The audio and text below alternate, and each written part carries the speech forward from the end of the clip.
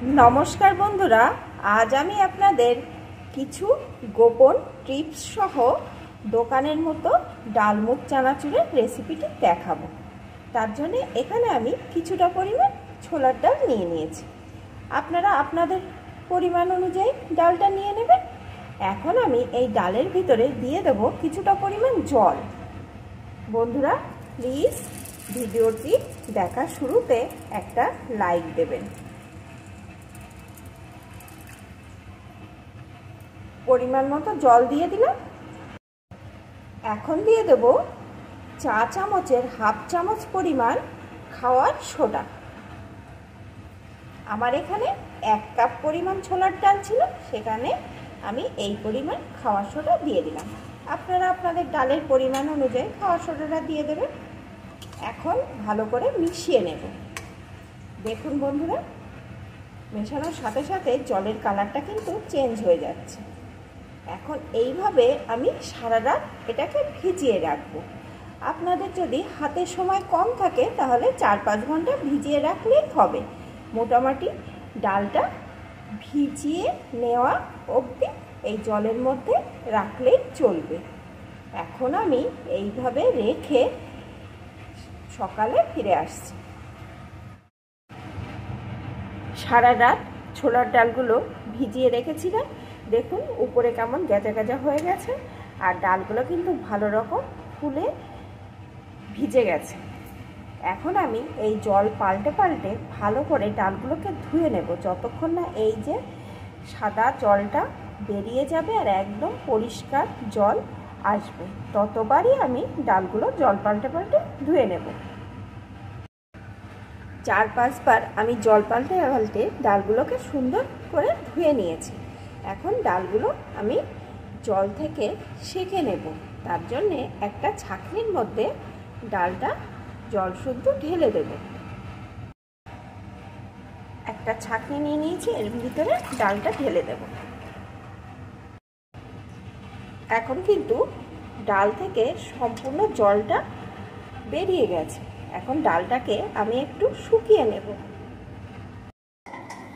ডালটা শুকিয়ে নেওয়ার জন্য এখানে আমি একটা সুতির কাপড় পেতে তার উপরে ডালটাকে ছড়িয়ে দিয়েছি। এখন এইভাবে 5 মিনিট আমি ডালটা রেখে দেব। এই ফ্যানের হাওয়ায় আর সুতির কাপড়ে যেহেতু মেলে দিয়েছি ডালটা কিন্তু 5 মিনিটে শুকিয়ে যাবে। 5 মিনিট আমি ফ্যানের নিচে রাখার পর আমি এটাকে একটা শুকনো পাত্রে তুলে নিয়েছি। দেখুন বন্ধুরা কেমন ঝরঝরে হয়ে গেছে আর গায়ের জলটা কিন্তু সম্পূর্ণ শুকিয়ে গেছে। এখন আমি ডালটা ভেজে নেব। ভাজার জন্য এখানে আমি কড়াইয়ে পরিমাণ মতো সর্ষের তেল বসিয়ে দিয়েছি। বন্ধুরা এই ভাজাভুজিগুলো আপনারা সর্ষের তেলেই যদি করেন দেখবেন টেস্টটা কিন্তু অনেকটা বেশি হচ্ছে। তবে আপনারা যদি সর্ষের তেল ব্যবহার না করতে চান তাহলে সাদা তেলেও করে দিতে পারবেন। তবে সাদা তেলের থেকে কিন্তু সর্ষের তেলে ভাজলে টেস্টটা বেশি হবে। এখন আমি এই তেলের ভিতরে দিয়ে দেবো কয়েকটা খোসা শুদ্ধ কাঁচা বাদাম। তেলটা কিন্তু গরম করে নেওয়ার পর আঁচটাকে আমি একদম লোতে করে দিয়েছি। এখন এই লো আছে বাদামগুলোকে এইভাবে নেড়ে নেড়ে ভেজে নেব। বাদামটা দেখুন ভাজার সময় কিন্তু একটা শব্দ হবে। এই শব্দটা যতক্ষণ না বন্ধ হয় ততক্ষণ আমি এই বাদামগুলোকে লো আছে এইভাবে নেড়ে নেড়ে ভেজে নেব।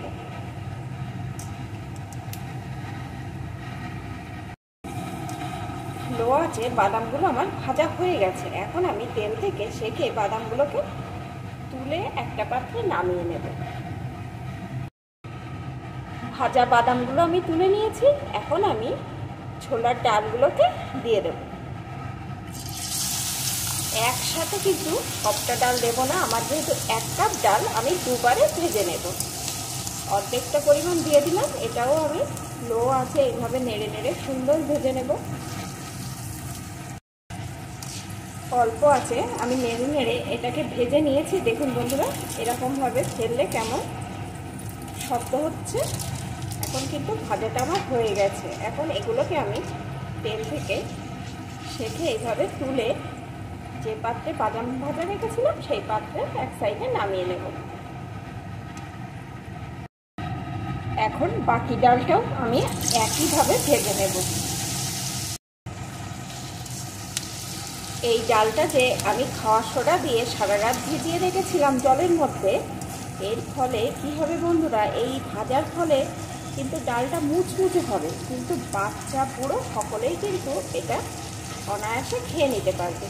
অনেক সময় দেখা যায় ছোলার ডাল ভাজলে কিন্তু একটা কটকটে ভাব চলে আসে, তখন বয়স্কদের খেতে সমস্যা হয়। আপনারা যদি এই জলের ভিতরে খাওয়ার সোডা দিয়ে এইভাবে ভিজিয়ে রাখেন, দেখবেন মুচমুচেও হচ্ছে আর সকলেই কিন্তু সুন্দরভাবে খেতেও পাচ্ছে।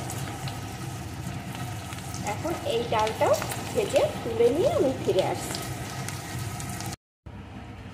বাদাম, ছোলার ডাল সব কিছু ভেজে আমি এই পাত্রে তুলে নিয়েছি। এখন এর ভিতরে আমি কিছু মশলা অ্যাড করব। প্রথমেই দিয়ে দেব একটু চাট মশলা, দিয়ে দেব একটু ভাজা জিরে আর ধনে গুঁড়ো, যেটা আমি গোটা অবস্থায় শুকনো কড়ায় নেড়ে ভেজে তারপরে গুঁড়ো করে রেখেছিলাম।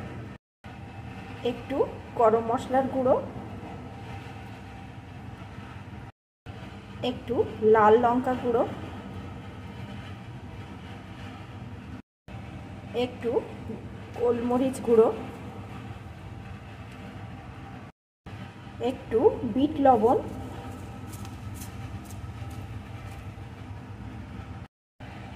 একটু রান্নার লবণ।